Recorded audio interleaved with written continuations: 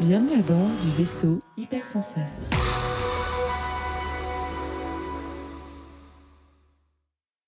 Bonjour et bienvenue dans le Défaussé, votre émission hebdomadaire sur le jeu de société. Moi c'est Alex et comme d'habitude je suis accompagnée de Zéphiriel. Salut Zéphiriel. Salut Alex. Comme vous le savez, il y a des semaines avec et des semaines sans, et cette semaine c'est une semaine avec Sam. Hello Sam. Salut. Alors aujourd'hui les gars, je sais pas dans quel état d'esprit vous êtes, mais je vous propose d'avec moi être zen et aligner vos chakras. Cette semaine nous allons jouer à chakra.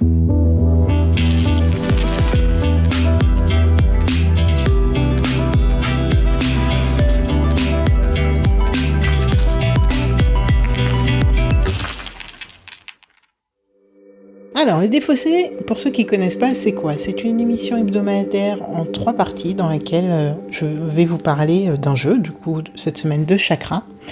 On va faire une première partie dans laquelle je vais vous expliquer un petit peu juste comment j'ai découvert ce jeu, ce que j'aime dedans, le gameplay, juste la thématique.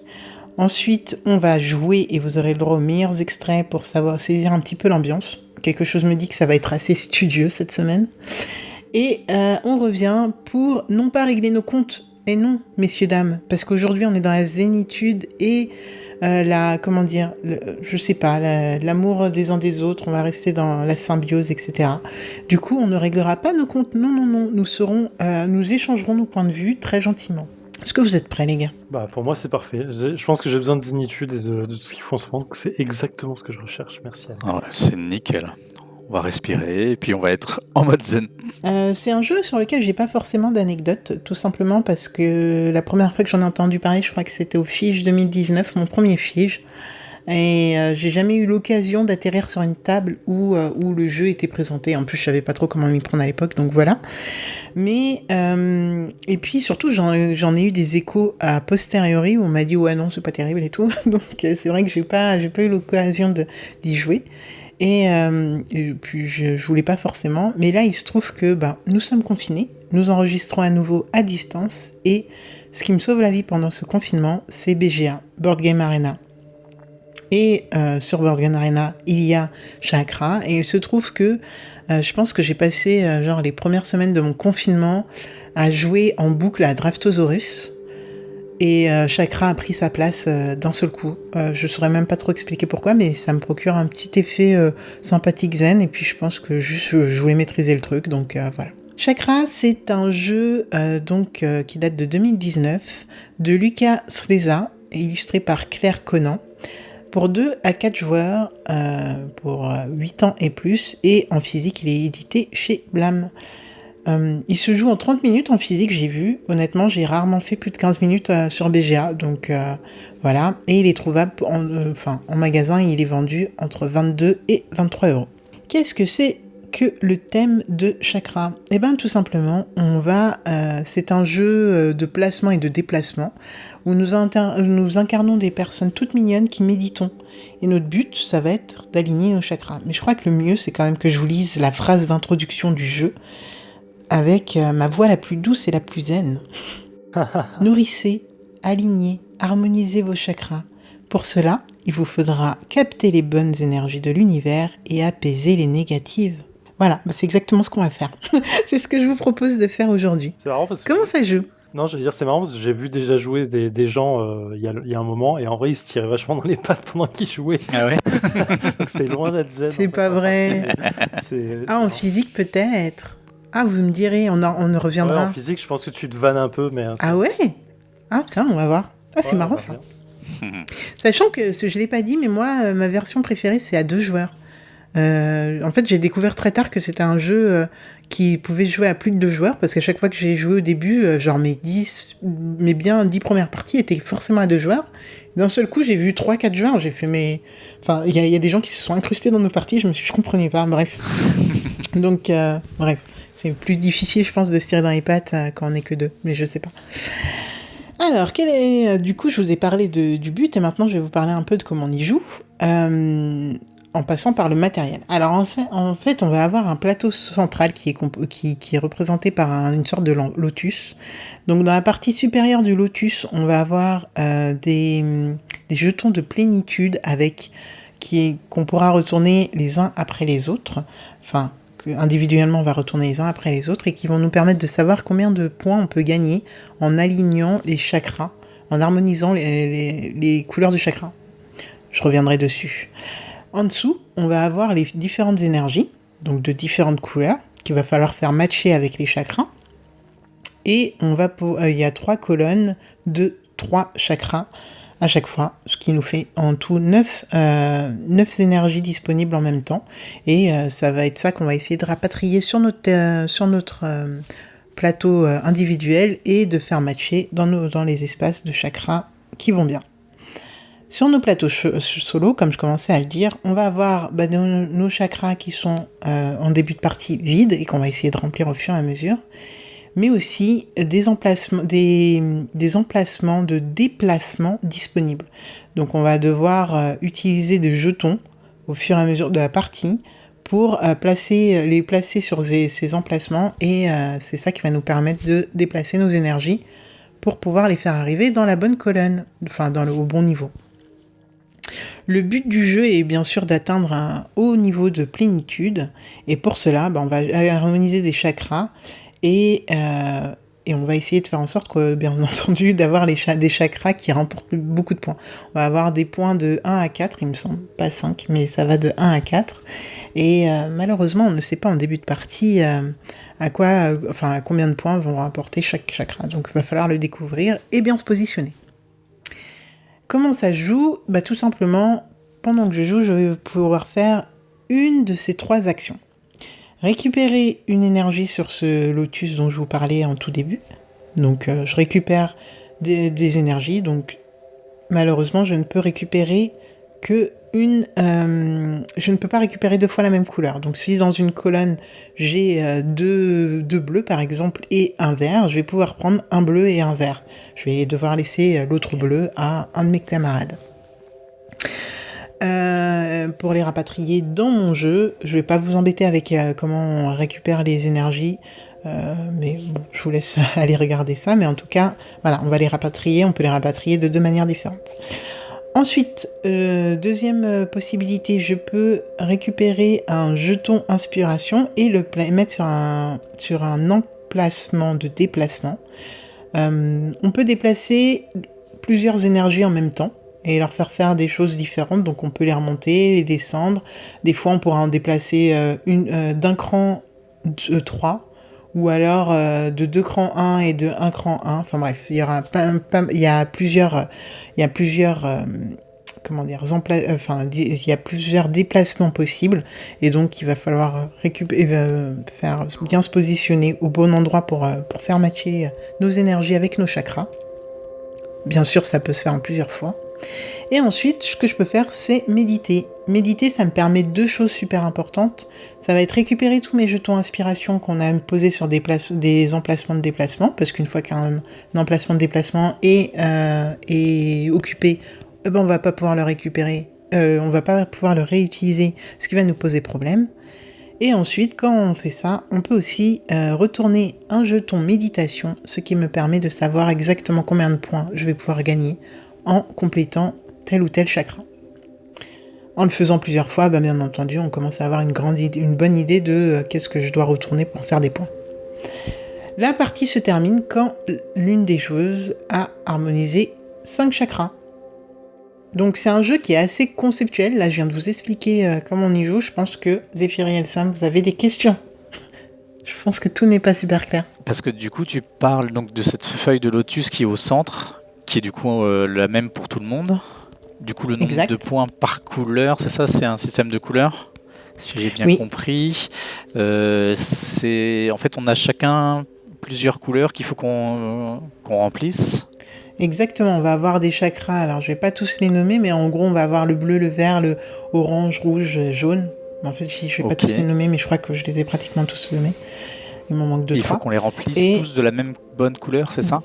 Voilà, on va devoir les remplir d'énergie, de la bonne couleur, tout simplement. Sauf que l'énergie arrivera soit tout en haut, soit on peut les faire arriver directement dans un des chakras, mais bon, ça c'est pour rentrer un peu plus en détail dans les règles. Et quand on fait ça, et ben en fait tout simplement après il va falloir déplacer ces énergies en utilisant les emplacements-déplacements et les faire naviguer jusqu'à bon port pour harmoniser nos chakras. En fait, la façon dont tu le décris, j'ai l'impression d'avoir un rush hour version méditation. Dans le sens, Rush Hour, le film, parce que c'est le seul truc que je connais. Donc là, je me dis, mais. C'est un jeu de puzzle avec les voitures où tu dois déplacer une voiture pour pouvoir les ranger, tu sais, un truc comme ça. Ah, non, je connais pas.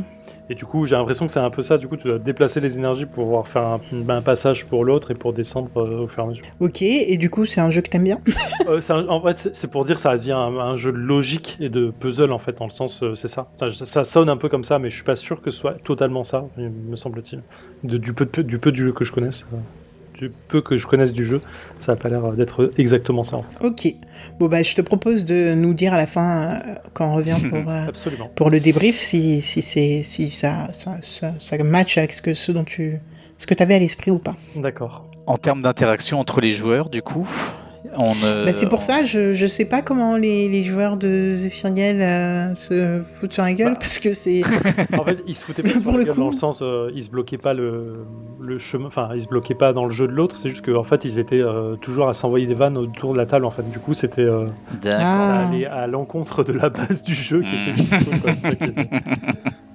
Oui, en effet, la zénitude n'était pas autour de cette table. Non. Pas. Bah nous, on va essayer de jouer de manière zen, et c'est moi qui le dis. Alors attention. Oui, ce que j'allais dire. Ouais. Faut croire que le confinement m'a adouci.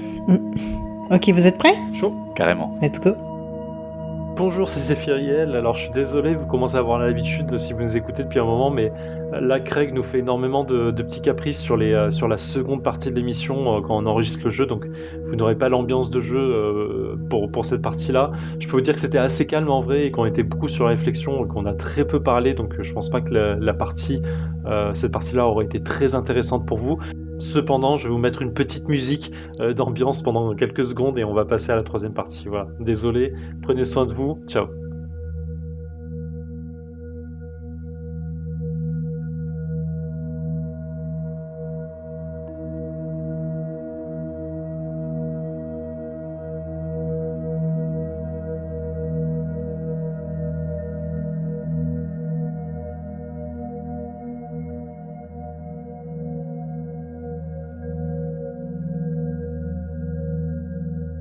Et nous voilà de retour dans le défaussé après 25 minutes de chakra. C'était très reposant, c'était très zen, c'était très cool. Je sais même pas ce que Zephyriel va trouver à vous mettre comme extrait. Mais là, on va passer à leur avis. Sam, Zephyriel, qu'est-ce que vous en avez pensé? C'était très calme en effet. Ça permet tout à fait de discuter tranquillement en même temps qu'on joue. C'est assez chill comme jeu. C'est la manière de jouer en soi est pas très compliquée. Après, c'est toujours ce côté d'essayer de prévoir à l'avance un petit peu tous tes déplacements qui est à la fois intéressant et pas aussi simple que ça, en tout cas pas pour une première partie. Non, c'était agréable, c'est un petit jeu sympathique avec lequel on peut discuter tranquillement. C'est vrai que c'est plus un petit jeu d'ambiance qu'un gros jeu, quoi. Et non, j'ai passé un bon moment. Je suis d'accord avec toi, je m'étais marqué dans mes notes là, facile à maîtriser. Facile à maîtriser. Non, attends, j'avais marqué, parce que bien sûr j'ai plus mes notes, facile à prendre en main, mais plus difficile à masteriser.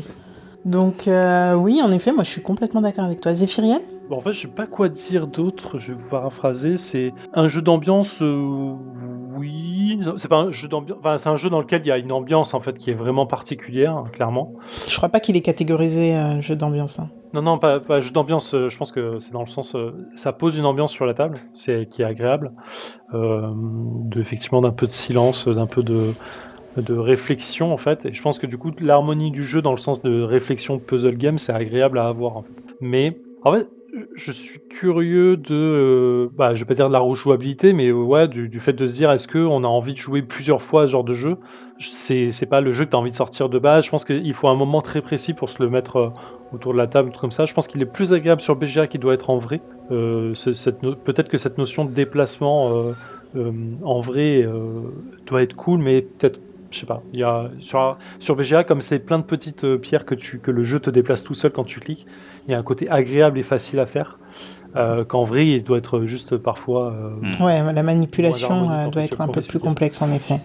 Bah écoute, Mais j'ai passé un très bon moment, en tout cas. C'est marrant parce que j'enchaîne les parties, vraiment. Ah ouais. C'est mon jeu de... ouais, j'enchaîne énormément les parties, et ça en est venu au moment où je me demande...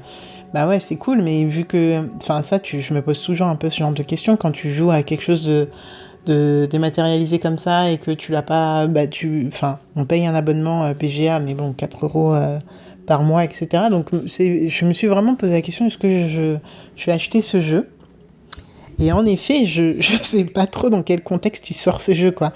J'aime juste ce jeu parce que, justement, il est facile à... Enfin, entre deux trucs, je sais pas, t'es en train de manger, tu joues rapidement, vraiment entre deux trucs, tu peux le placer et faire une partie, et c'est super simple et super facile et super rapide. Et ça, c'est ce que j'adore. Après, c'est vrai que l'avoir en physique, je me poserai aussi un peu cette question. Je me suis aussi posé la question de qui était la cible de ce jeu. Parce que c'est un jeu de placement et de déplacement. Ok.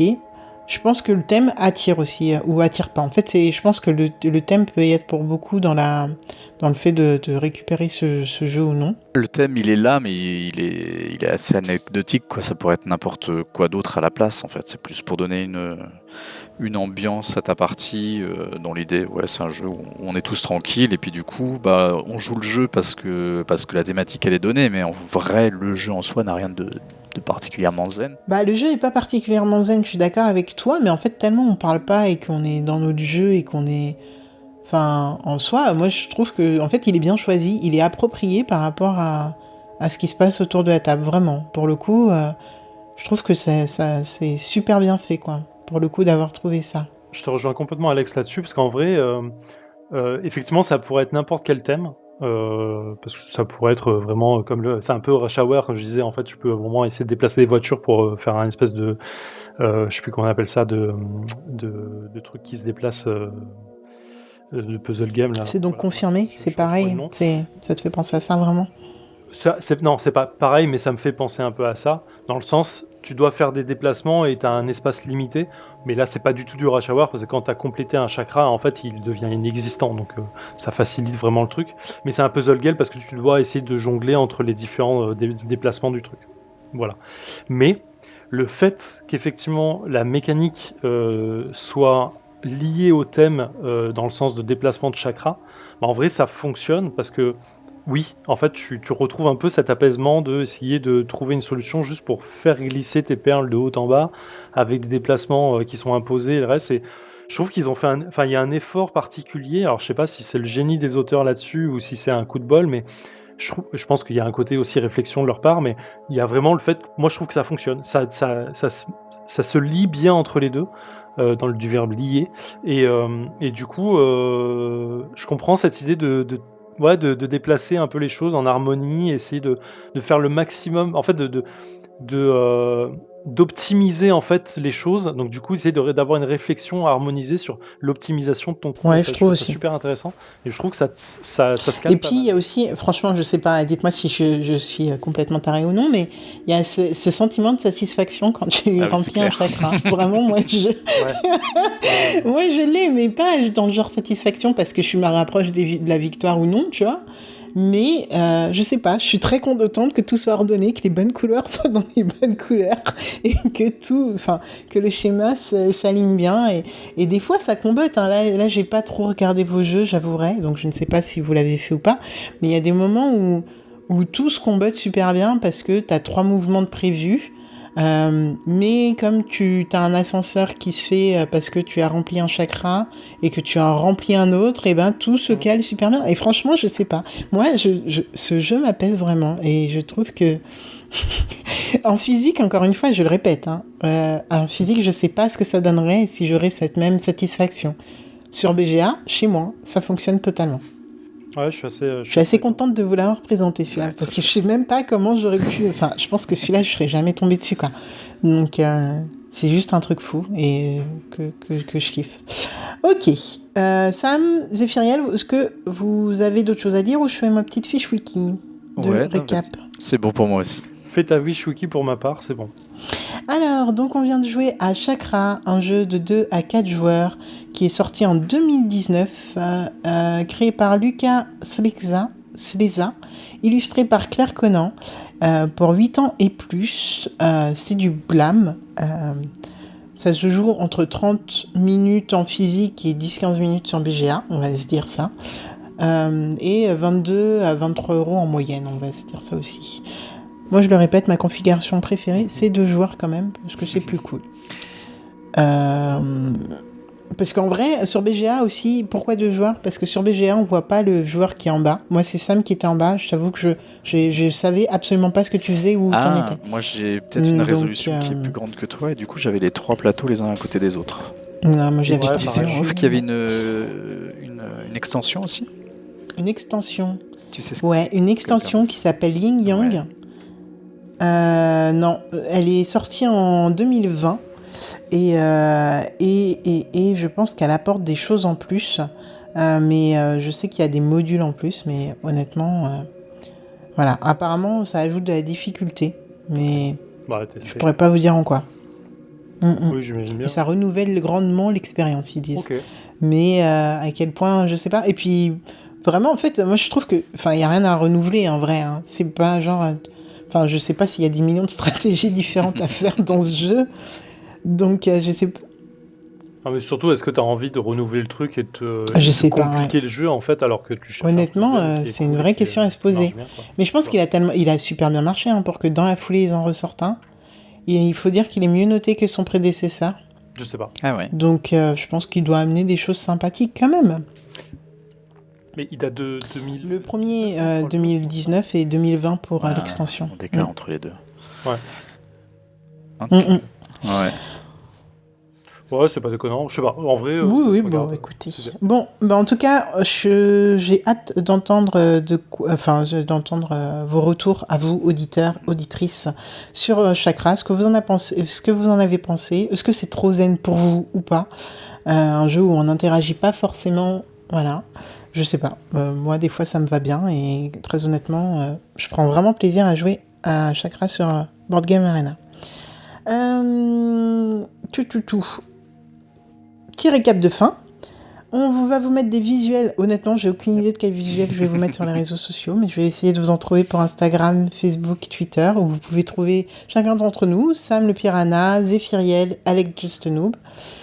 On a toujours un Discord VHS où ça raconte pas mal de bêtises, ça fait tourner certains jeux et puis ça enregistre, donc c'est déjà pas mal, on va dire que ce Discord sert à pas mal de choses.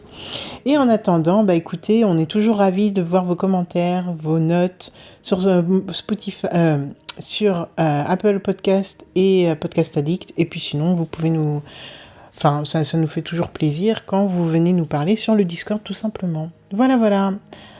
Donc, en attendant, Zéphiriel, Sam, je pense que je vous retrouve la semaine prochaine. Ouais. Absolument. Pour un nouveau jeu. Et toujours confiné, je pense. Eh oui. C'est pas trop grave, on va survivre. Donc, en attendant, on vous fait des gros bisous. Jouez bien, éclatez-vous bien, restez safe. Et puis voilà. Ciao. Ciao.